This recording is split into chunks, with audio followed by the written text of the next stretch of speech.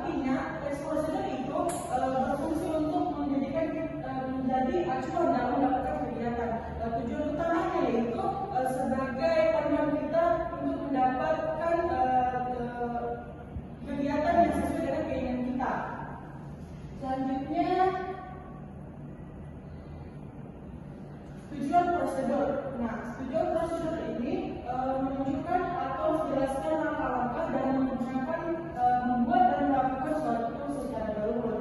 Nah, teks prosedur itu seringkali kita dapatkan di kehidupan sehari-hari seperti menyetrika pakaian, menyiapkan kompor, bahkan biasa seringkali setiap makanan, urusan makanan itu ada teks prosedurnya. Selanjutnya, jenis-jenis teks prosedur. Yang ada 3 jenis teks prosedur. Yang pertama ada teks prosedur sederhana, teks prosedur protokol, dan teks prosedur kompleks. Nah, untuk teks prosedur sederhana itu teks yang berisi tahapan atau langkah yang sederhana. Maksudnya itu teks yang mudah kita pahami atau dan langkah-langkah itu tidak rumit. Selanjutnya ada teks prosedur protokol. Nah, teks prosedur protokol ini berisi teks yang berisi tahapan atau langkah-langkah kerja yang lebih fleksibel. Selanjutnya,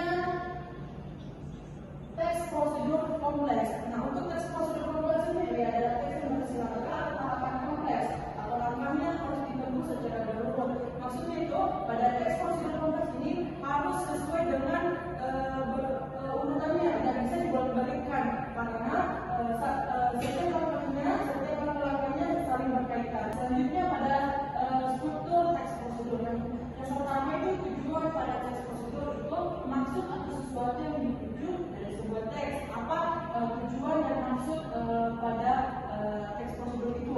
Selanjutnya material.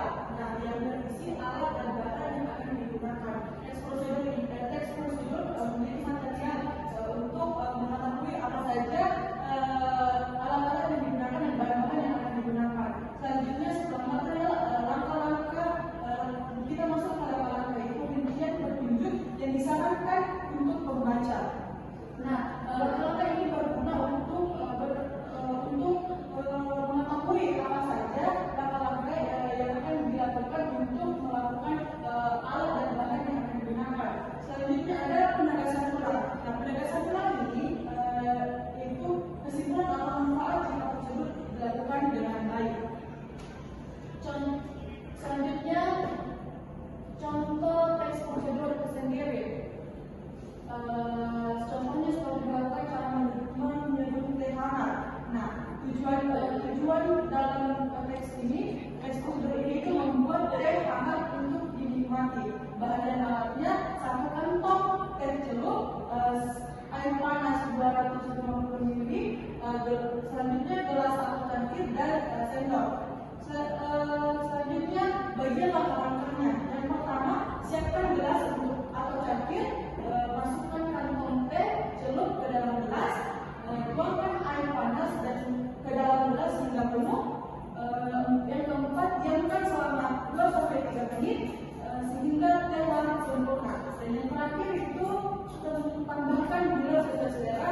Jika diinginkan baru aduk hingga merata. Nah, itu saja langkah-langkah membuat teh hangat. Semoga dapat dipahami dengan baik.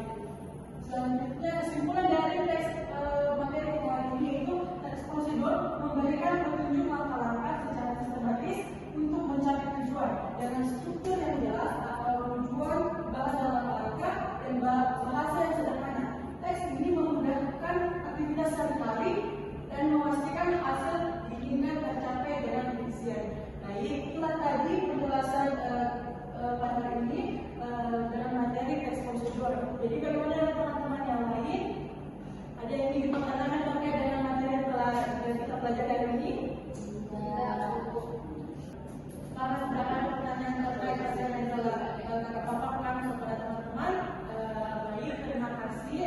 Cukup sampai di sini materi kita hari ini. Assalamualaikum warahmatullahi wabarakatuh.